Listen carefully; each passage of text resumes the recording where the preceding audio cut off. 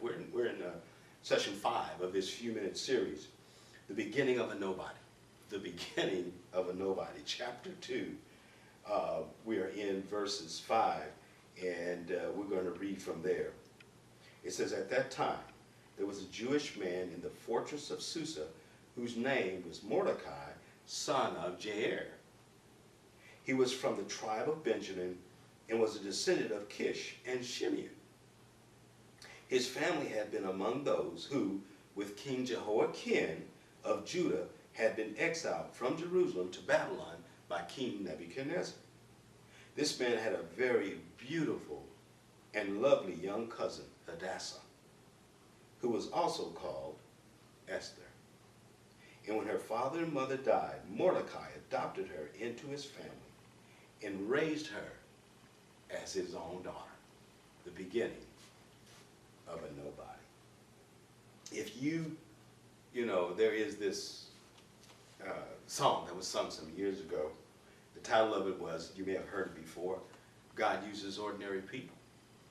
You know, you take this circumstance, but of course, first off, you've got a people who have been taken exile.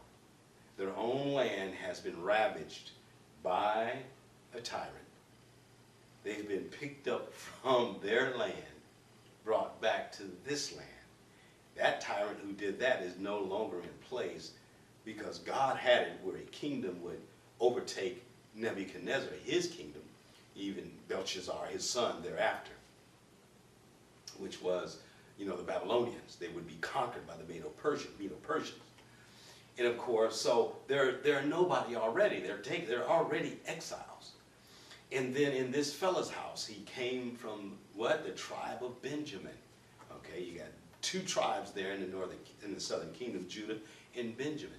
And of course, he's in the family. He's in the family of Kish. Remember the first king, Kish,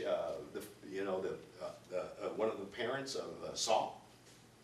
And so he's in that same family, all right, and in that same clan, in fact. And so here they are, already exiles. You already have no degree of respect or honor in the country that you're in. You're in exile. You're here because you've been taken captive. And then in his family, he has a young relative whose parents have died. And then he's taken her as his own daughter. In other words, if he doesn't do that, she's left in the streets because she doesn't have a mother and father. She's an orphan at best. That's all that she is.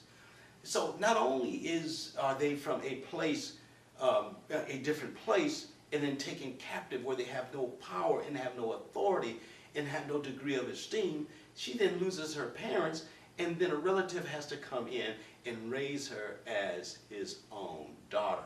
On one end, as the setup of Esther is this extraordinary empire, it is juxtaposed with this young woman who has nothing and will be nothing. Her future is that she would be nothing. It's only by the grace of God that a cousin trying to survive himself, who is older and what have you, takes him into his own family.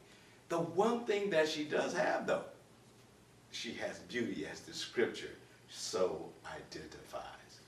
But he takes her in an extraordinary, powerful empire. A young woman who virtually is non-existent. Virtually is non-existent. Who would have no future practically. Other than the fact that somebody thought enough so that she wouldn't be an orphan to take her into his household. Wow. What a juxtaposition. Powerful empire. This young woman that is set up. Nobody even knows who she is. Father, we bless you.